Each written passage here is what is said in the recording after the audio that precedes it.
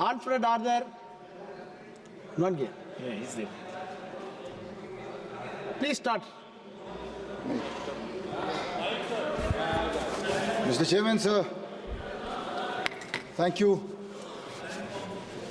I am from a village in the far northeastern state of Manipur. My village is called Shangshak.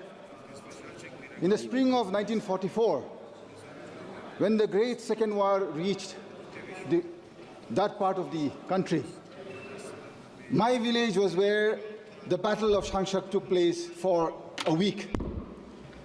Hundreds and hundreds of Allied forces as well as Japanese forces, they lost their lives there.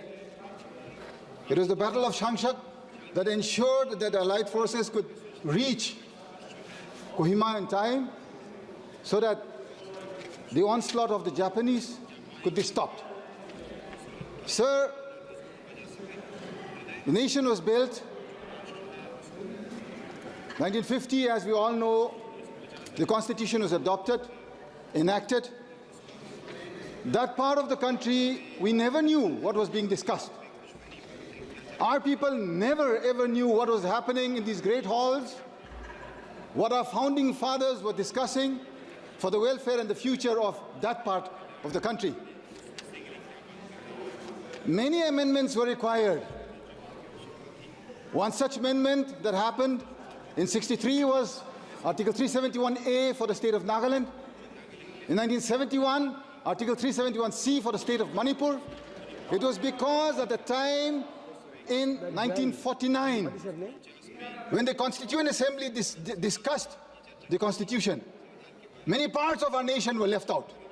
Our nation is a plural nation. That is the belief that we had grown up with. We have studied our whole lives that this nation is a nation that constitutes pluralism. The core and identity of our nation is the plurality that this nation exudes so proudly. Why is it today? I have seen many eloquent speakers. I am grateful across both sides of this House. You have spoken on the Constitution. Where was the Constitution on the 4th of December 2021 when my armed forces, special forces of the 21 Special Force Paras, they killed 6 civilians who had gone to work in coal mines, coming back home to their families. Because you had cut down the budget for Narega, they did not have a source of income that they had to go and work in the coal mines on the way back. The best of our forces, the 21 SF, they mowed down 6 unarmed civilians. Yet, in the aftermath of that, another 8 more civilians were killed in Nagaland, in Oting.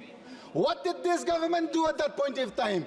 This country should hang its head in shame. Why? Because you, yes, to assuage the villagers of Oting, you nominated a very good friend of mine as the Rajya Sabha MP from Nagaland.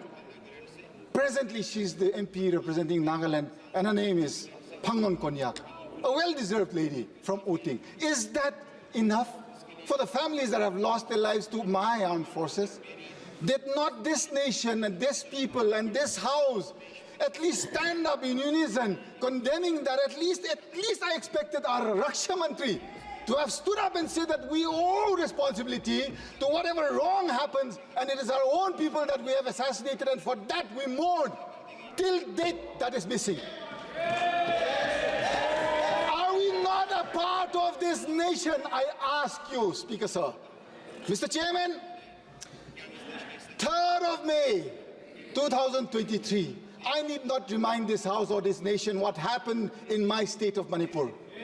What has been happening for the last 19 months? The last time I got to speak in this August House, I very clearly said, as a citizen of this nation and as a family that has contributed in building this nation, it is my right to ask for justice.